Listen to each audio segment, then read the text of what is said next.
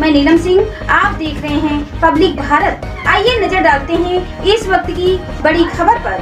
वो लोग हिंदू धर्म में समाहित शक्ति को समाप्त करना चाहते हैं। अगर शक्ति के विनाश का उनका ऐलान है तो शक्ति की उपासना का हमारा भी ऐलान है। कई पॉलिटिकल जानकार कहते रहे हैं कि नारी शक्ति मोदी की साइलेंट वोटर है, लेकिन मेरे लिए देश की नारी शक्ति वोटर नहीं बल्कि मां शक्ति स्वरूपा है। शक्ति पर वार का मतलब है देश की माताओं, बहनों, बेटियों पर वार। 4 जून को इन्हें पता चल जाएगा कि शक्ति को ललकारने का मतलब क्या होता है।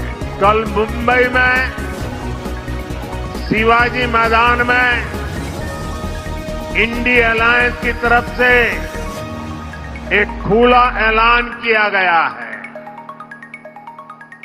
वो लोग हिंदू धर्म में समाहित शक्ति को समाप्त करना चाहते हैं। हिंदू शक्ति को समाप्त करने का उन्होंने बीड़ा उठाया है। हिंदू समाज जिसे शक्ति मानता है, उस शक्ति के विनाश का उन्होंने ऐलान कर दिया है। अगर शक्ति के विनाश का उनका ऐलान है तो शक्ति की उपासना का हमारा भी ऐलान है। मैं जब सार्वजनिक जीवन में आया, जब मैंने अपने समय का पल पल और शरीर का कण कण लोगों की सेवा के लिए समर्पित करने का संकल्प लिया, तो मुझे इसी शक्ति ने ऊर्जा दी। आज भी मैं शक्ति की उपासना करता हूं। देश के कोटि कोटि लोग हिंदू धर्म की शक्ति के उपासक हैं और मैं तो हैरान हूं। कल शिवाजी पार्क में शक्ति के विनाश का ऐलान हो रहा है। जब मैंने सुना तो मैं सोच रहा था, बाड़ा साहब आप ठाकरे जी, बाड़ा साहब ठाकरे जी, उनकी आत्मा को कितना दुख पहुंचा होगा। शिवाजी पार्क में शक्ति का विनाश करने का ऐलान किया जाए, वो भी शिवाजी पार्क में, और उस भूमि पर जहां का बच्चा बच्चा जन्म से जय भवानी जय शिवाजी का मंत्र लेकर के बड़ा होता है। छत्रपति शिवाजी महाराज दुर्गा भवानी से आशीर्वाद लेकर के हिंदवी स्वराज की स्थापना के लिए निकल पड़े थे। वे शक्ति के उपासक थे और उसी शिवाजी पार्क में शक्ति के विनाश का ऐलान किया जाता है।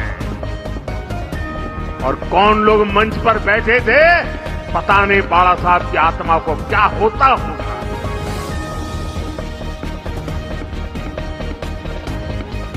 शक्ति का विनाश करने की सोच, साथियों, मेरे लिए देश की नारी भी इसी शक्ति का प्रतिबिंब है।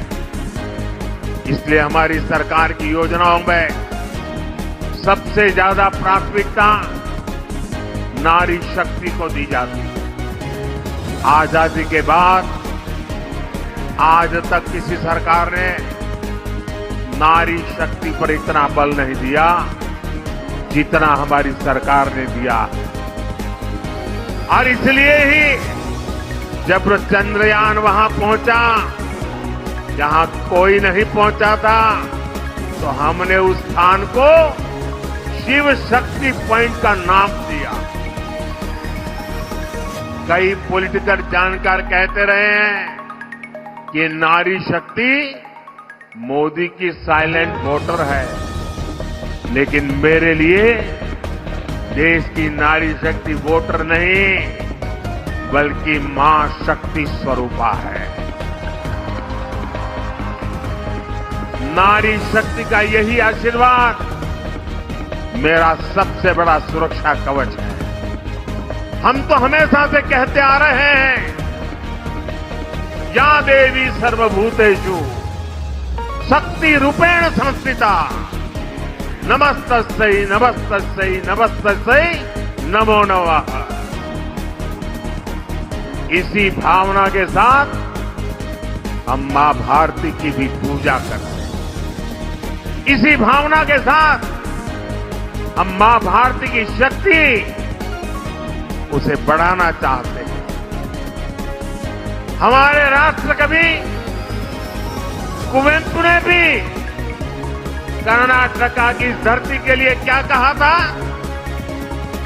कुवेंपु जी ने कहा था, मंत्र कणा, शक्ति कणा, ताई कणा, देवी कणा। उन्होंने कर्नाटका माता को भी शक्ति के रूप में देखा था। इंडी अलायंस के लोग अब इसी शक्ति को कुचलना चाहते हैं, तबाह करना चाहते हैं, समाप्त करना चाहते हैं। इन्हें मां भारती की बढ़ती हुई शक्ति से नफरत हो रही है। इन्हें भारतीय नारी का उत्थान अच्छा नहीं लग रहा। इन्हें भारतीय नारी का सशक्तिकरण पसंद नहीं आ रहा। शक्ति पर वार का मतलब है देश की माताओं, बहनों, बेटियों पर वार। शक्ति पर वार का मतलब है नारी कल्याण की योजनाओं पर वार। शक्ति पर वार का मतलब है मां भारती की शक्ति पर वार। ये शक्ति ही है जिसके अवतरण से